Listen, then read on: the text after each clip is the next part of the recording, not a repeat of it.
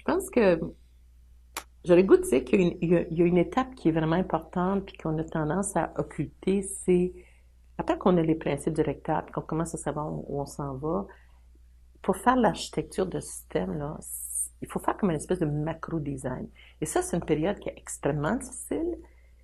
Et le piège, si on fait pas ça, on va probablement retomber dans une approche qui ne sera plus programme, parce qu'on va recommencer à faire des petits silos côte à côte. Il y a comme un piège là, qui est important, puis il faut essayer de trouver une architecture qui soit globale et qui soit vraiment orientée vers le développement des compétences. Puis c'est ça que, d'après moi, qui est la partie la plus difficile. Ça, là, c'est épeurant, c'est difficile, c'est énergivore, vraiment pas facile de passer par là. Après, quand ça c'est fait, puis là, on voit le programme dans son ensemble, après de descendre puis de passer, ce que j'appellerais micro-design, ça, c'est la partie la plus facile.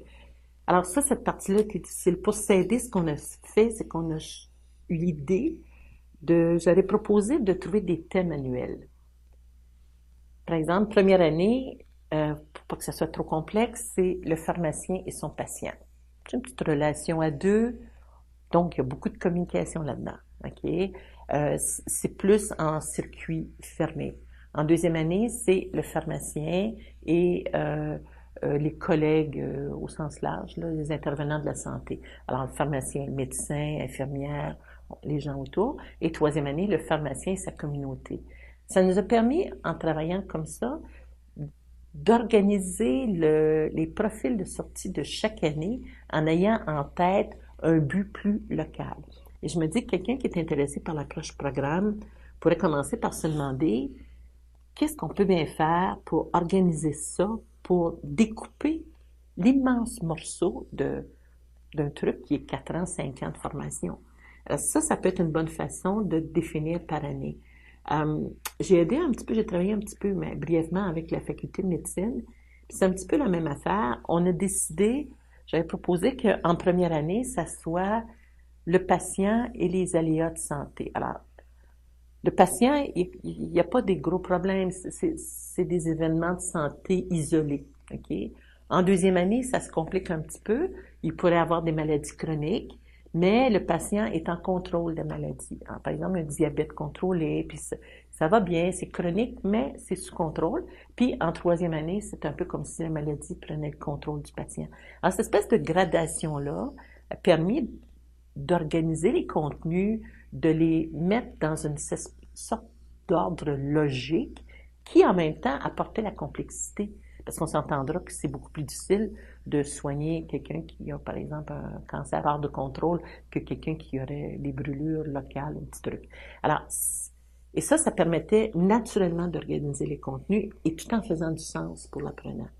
Ça, je pense que ça peut être un bon truc, d'organiser les années avec des thèmes. Et que ça, c'est une chose qu'on a fait, puis je pense qu'il marchait bien. Puis après ça, on a essayé aussi d'organiser les cours toujours en respectant les thèmes et en évitant les pièges de faire des cours en silo. Personne à la faculté de pharmacie peut dire c'est mon cours. Ça n'existe plus, ça. C'est pas mon cours, c'est un cours qui a cette vocation-là dans l'ensemble du programme et je le donne avec 2, 3, 4, 5 autres personnes. Alors, ça simplifie pas. Ça, c'est sûr. C'est certain que ça ne va pas simplifier rien.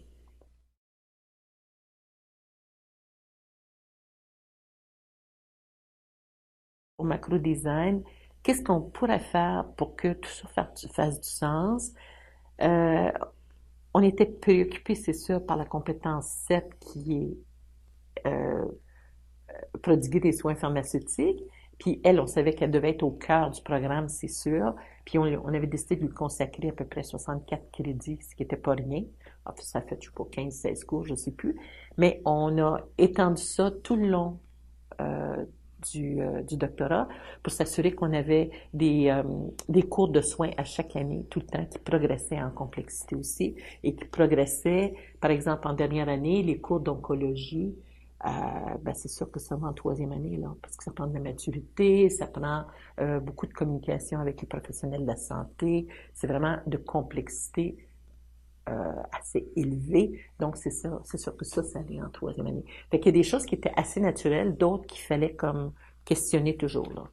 Mais il y avait au-dessus de ça c'est 64 crédits, mais il y en a quand même 164.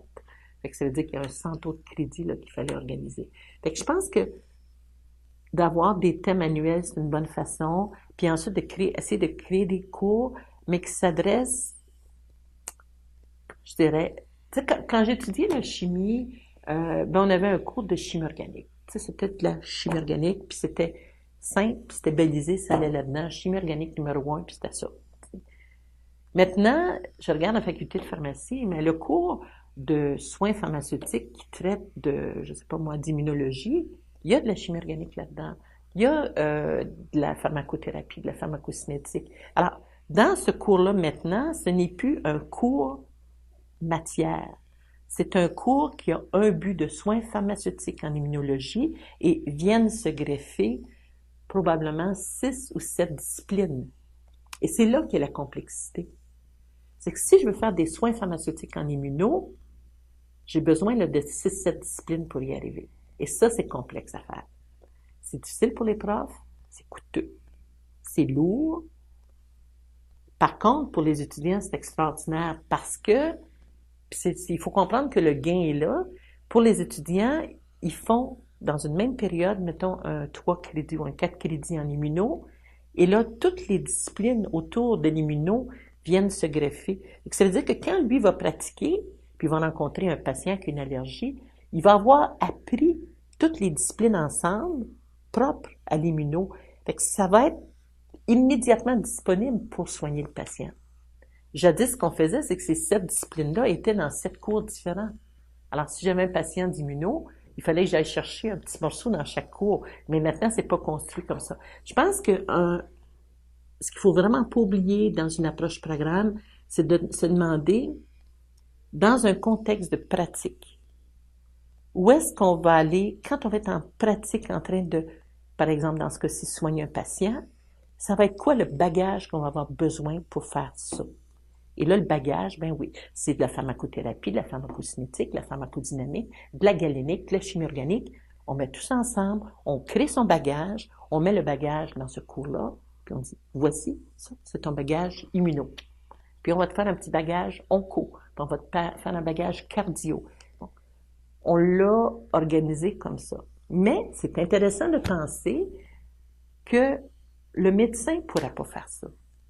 Puis j'ai discuté avec des gens en médecine. Un médecin, si on dit, hey, on va te faire un cours d'immuno, mais ça n'a pas de bon sens parce que ça veut dire que tous les problèmes qu'on va lui donner à résoudre pendant ce cours-là sont forcément des problèmes d'immuno. Le médecin, lui, arrive avec un patient qui ne sait pas qu'est-ce qu'il a et c'est au médecin de trouver la réponse. Ce qui fait que quand on fait un cours de médecine, on ne peut pas mettre l'étiquette onco, l'étiquette immuno dedans, parce qu'on donne la réponse. C'est assez amusant de voir ça. Fait qu'en médecine, ça n'aurait pas de bon sens. Par contre, le pharmacien, lui, quand le patient arrive, il a le diagnostic. Donc, on sait que c'est un problème d'onco. Le patient arrive avec son diagnostic. Puis c'est pour ça que je dis, c'est vraiment important de se demander c'est quoi le contexte de pratique de la profession. Puis organiser ça par système biologique pour un pharmacien, ça fait plein de sens. Si on fait un cours en endocrino, le patient arrive, il a un diabète. C'est en endocrino, on le sait, c'est là. Mais pour un médecin, c'est fou, on ne pourrait pas faire ça. Fait que c'est vraiment dire, c'est quoi la pratique de ces gens-là, qu'est-ce qu'ils soient, quand ils pratiquent, c'est qu'est-ce qui leur arrive comme information, puis essayer de construire la formation le plus proche possible de la réalité. Puis ça, je pense que c'est un principe qui vaut partout. C'est quoi la réalité, puis comment je peux construire proche de la réalité. Plus je fais ça, moins le transfert va être difficile à faire après pour devenir performant puis devenir compétent.